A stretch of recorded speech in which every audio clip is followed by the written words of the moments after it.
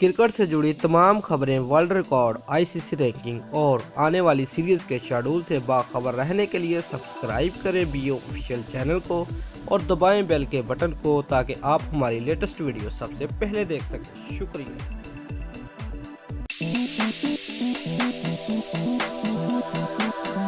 Viewers, फखर जमान की शानदार innings Pakistan New Zealand के 4 बरस बाद शिकस्त देने में कामयाब। अबू धाबी में खेले जा रहे सीरीज के दूसरे एक रोज़ा मैचेस में पाकिस्तान ने केवीज को 6 विकेटों से शिकस्त दे दी। सीरीज 1-1 से बराबर हो गई। व्यूअर्स, अबू धाबी के शेख ज़ायद स्टेडियम में केवी कप्तान केन विलियमसन ने टॉस जीतकर पहले बैटिंग का फैसला किया तो कॉलर मोनो और जार वर्कर ने इनिंग का आगाज़ किया। पाकिस्तानी बॉलर ने कौमी टीम को अच्छा आगाज़ फराहम किया और केवीज के 4 बल्लेबाजों को 16वें ओवर में 74 रन पर प्रीम भेज दिया। कॉलर मोनरो 13 रन बनाकर शाहीन अफरीदी की विकेट बने।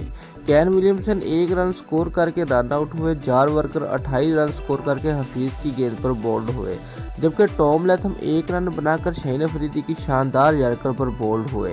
हेनरी निकोलस और रोस टेलर ने 5वीं विकेट के लिए 75 रन जोड़े, जिसके बाद निकोलस 33 रन बनाकर हसन अली की गेंद पर बोल्ड हुए। कॉलर डी ग्रैंड होम 3 रन बनाकर शताब खान को छक्का लगाने की कोशिश में हसन अली के हाथों जकड़े गए। टीम सोती 13 रन बनाकर शाहीन अफरीदी का तीसरा शिकार बने, जबकि इस सोटी भी 13 रन बनाकर शाहीन अफरीदी की गेंद पर बोल्ड हो गए। ट्रेंट बोल्ट 1 रन बनाकर हसन अली की गेंद पर बोल्ड हुए। केवीज ने मुकर्रर 50 ओवर में 9 विकेटों पर 209 रन बनाए। रोस टेलर 86 रन के साथ नॉट आउट रहे। पाकिस्तान के लिए शाहीन अफरीदी ने 4, हसन अली ने 2 और शताब खान और मोहम्मद हफीज ने 1-1 विकेट ली। पाकिस्तान की जानब से इनिंग का आगाज़ फखर जमान और इमामुल हक ने किया, लेकिन 54 के मजमूई स्कोर पर इमामुल हक केवी बॉलर फर्गूसन का खतरनाक बाउंसर सर पर लगने से जख्मी होकर ग्राउंड से बाहर चले गए। इमामुल हक के रिटायर्ड हर्ट होने के बाद फखर जमान का साथ देने के लिए बाबर आजम आए और दोनों बल्लेबाजों ने दूसरी विकेट के लिए 101 रन जोड़े, जिसके बाद फखर जमान 86 रन बनाकर लोकी फर्गूसन की गेंद पर बोल्ड हुए।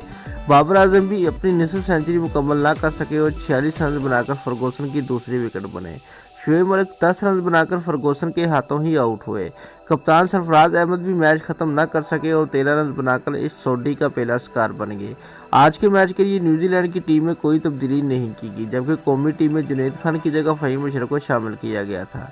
दोस्तों, अगर आपको हमारी ये वीडियो पसंद आई है तो लाइक और कमेंट लाजमी करें और हमारे चैनल को सब्सक्राइब करना मत भूलिए। शुक्रिया।